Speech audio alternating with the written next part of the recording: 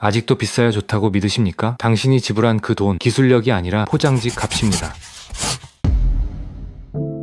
혹시 백화점에서 5만원짜리 물건 살 때는 품격 있다고 느끼고 다이소에서 1,000원짜리 살 때 이게 과연 괜찮은 선택일까 하고 잠깐 고민해 본 적 있으신가요? 그런데 우리가 사는 이 자본주의 시장에는 재밌는 비밀이 하나 있습니다. 내가 백화점에서 비싸게 산 그 물건과 다이소 매대에 놓인 저렴한 물건이 알고 보면 같은 제조사나 기술력에서 나온 제품일 수도 있다는 사실 말이죠. 오늘 영상은 단순한 추천템 나열이 아닙니다. 가격표 뒤에 숨겨진 제조업의 구조를 이해하고 가성비를 넘어 가성비를 찾아내는 현명한 소비 기술에 대한 이야기죠. 다이소를 자주 안 가시는 분이라도 오늘 내용은 알아두시면 꽤 유용하실 겁니다. 이 기준을 알면 마트나 백화점에서 물건을 고를 때도 마케팅 거품에 속지 않고 본질을 보는 눈이 생길 테니까요. 여러분의 지갑을 지켜줄 전문가들이 실제로 사용하는 실패 없는 검증 필터 3가지, 그리고 영상 마지막에는 브랜드 거품을 걷어냈을 때 우리가 얼마나 큰 돈을 아낄 수 있는지 실제 데이터를 통해 아주 적나라하게 보여드리겠습니다. 참고로 본 영상은 일반적인 소비 기준을 설명하기 위한 정보 콘텐츠이며 개인의 사용 환경과 체질에 따라 차이가 있을 수 있습니다. 그럼 소비의 이면을 꿰뚫는 이런 이야기들이 궁금하시다면 구독과 좋아요로 함께 해주세요. 먼저 요즘 품절 대란의 주인공이죠. 뷰티 코너입니다. 5,000원짜리 앰플, 3,000원짜리 크림, 내 소중한 얼굴에 바르는 건데 너무 싸니까 성분이 안 좋은 거 아닐까 하는 의심이 드는 건 당연해요. 이럴 땐 화려한 겉포장이나 광고 문구보다는 제품의 뒷면을 보시는 게 훨씬 정확한데요. 거기서 딱 하나, 제조업자가 어디인지 확인하는 겁니다. 한국콜마, 코스맥스, 코스메카 코리아 같은 이름들이 보인다면 일단은 안심하셔도 괜찮을 것 같아요. 이곳들은 우리가 이름만 대면 아는 백화점 명품 브랜드들, 그리고 올리브영 1위 제품들을 실제로 만들어내는 세계적인 기술력을 가진 제조사들이거든요. 특히 이런 대형 제조사들은 식약처가 인증한 우수 화장품 제조 기준, 즉 CGMP 시설에서 아주 깐깐하게 만들어집니다. 유통 마진과 용기값을 덜어냈을 뿐 내용물을 만드는 기술력과 위생 수준은 백화점 제품과 같은 제조 설비와 기준을 사용했을 가능성이 높다고 봐도 무방하죠. 물론 유명 제조사가 만들었다고 해서 내 피부에 100% 맞는다는 보장은 없습니다. 비싼 명품 화장품도 안 맞으면 트러블이 나는 건 똑같으니까요. 하지만 적어도 싼 게 비지떡이라 비위생적일 거야 라는 걱정은 이 제조사 이름 하나만 확인해도 막연한 불안감을 줄이고 좀 더 안전하게 선택하실 수 있을 겁니다. 이제 뷰티가 선택의 영역이라면 지금부터 말씀드릴 파트는 타협할 수 없는 안전의 영역인데요. 특히 어린아이를 키우시는 부모님들, 그리고 반려동물과 함께 하시는 분들은 이 기준을 꼭 기억해 주셨으면 해요. 먼저 우리 아이들이 쓰는 물건부터 살펴볼까요? 다이소에 가면 아이들 식기나 장난감 정말 많이 팔죠. 이때 혹시 환경 호르몬 나오는 거 아니야? 하고 걱정되실 겁니다. 아이들 식기나 물통을 고르실 땐 제품 바닥이나 뒷면에 식품용이라는 단어나 포크와 와인잔 모양의 아이콘이 있는지 꼭 확인해 보세요. 이 표시가 있어야만